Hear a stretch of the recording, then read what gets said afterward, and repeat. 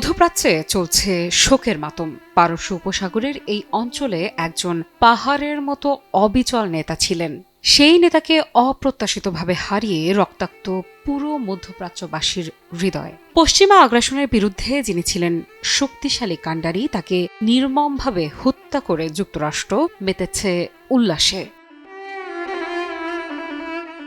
মার্কিন president Donald Trump ঘোষণা করেছেন, বিশ্বের সবচেয়ে কুখ্যাত ব্যক্তি ইরানের supreme leader Ayatollah Ali Khamenei মারা গেছেন। ট্রাম্পের ঘনিষ্ঠ মিত্র দখলদার ইসরায়েলের প্রধানমন্ত্রী বেনিয়ামিন নেতানিয়াহু এই দাবি সমর্থন করেছেন। কিন্তু কিভাবে সম্ভব হলো এমন বিস্ফোরক ঘটনা ঘটানো?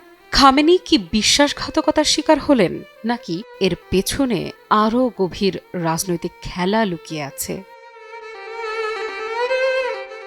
জানা গেছে, কয়েক মাস আগে থেকেই খামেনিকে লক্ষ্য করে নিখুঁত পরিকল্পনা তৈরি করে ইসরায়েলের গুপ্তচর সংস্থা মোসাদ এবং মার্কিন গোয়েন্দা সংস্থা CIA। ঘনিষ্ঠদের ওপর গোপন নজরদারি শুরু হয়। প্রতিটি চলাফেরা, প্রতিটি বৈঠকের তথ্য সতর্কতার সঙ্গে সংগ্রহ করা হয়। শুধু তাই নয়, খামেনির কার্যালয়ের আশেপাশের সিকিউরিটি ক্যামেরা এবং কমিউনিকেশন লাইনও হ্যাক করা হয়।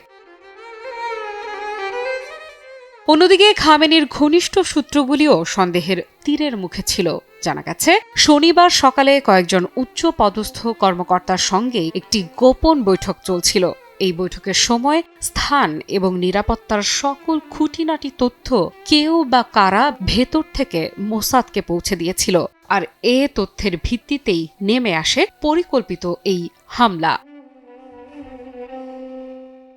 বিশেষজ্ঞদের মতে, এমন হত্যাকাণ্ড সাধারণত রাতের অন্ধকারে করা হয়। কিন্তু খামেনির অবস্থান সম্পর্কে সুনির্দিষ্ট তথ্য পাওয়ার সঙ্গে সঙ্গে আর দেরি করা হয়নি। মোসাদ এবং CIA একসঙ্গে দ্রুত ব্যবস্থা নিয়েছে। এরপর শনিবার মধ্যরাতে ট্রাম্প ঘোষণা করেন, ইরানে হামলায় মৃত্যু হয়েছে খামেনির। ইতিহাসের সবচেয়ে খারাপ ব্যক্তি বিদায় নিয়েছেন। ইরান এবং আমেরিকার জনগণ ন্যায় বিচার পেল। পরবর্তীতে রোববার ভোরে ইরানের সরকারি সংবাদ মাধ্যম জানায়, দেশের সর্বোচ্চ ধর্মীয় নেতা শহীদ হয়েছেন। ক্ষেপণাস্ত্রের আঘাতে তার জীবন শেষ হয়েছে। উপগ্রহ চিত্রও খামেনির ভবন ধূলিসাৎ হওয়ার প্রমাণ দেখাচ্ছে। ইরানের ভেতরেও এই হত্যাকাণ্ডের প্রভাব বিশাল। গত বছরের শেষ দিকে পশ্চিমাদের উস্কানিতে ইরানের সরকার পতনের বিক্ষোভ সৃষ্টি হয়। ডোনাল্ড ট্রাম্প স্বভাবতই তাতে সমর্থন করেন। চাপ বাড়াতে থাকেন ইরানের ওপর। এক পর্যায়ে মার্কিন প্রশাসন এবং ইসরায়েল তাদের লক্ষ্য অর্জন করে বোমা হামলার মাধ্যমে। কি বুঝলেন ভাই? অনলি যেটাই চাই।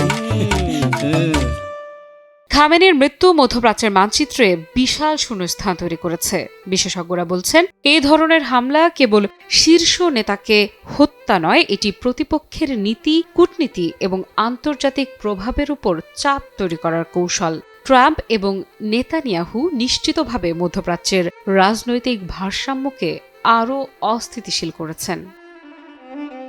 আফরিদা ইফরা, নিউজ 24।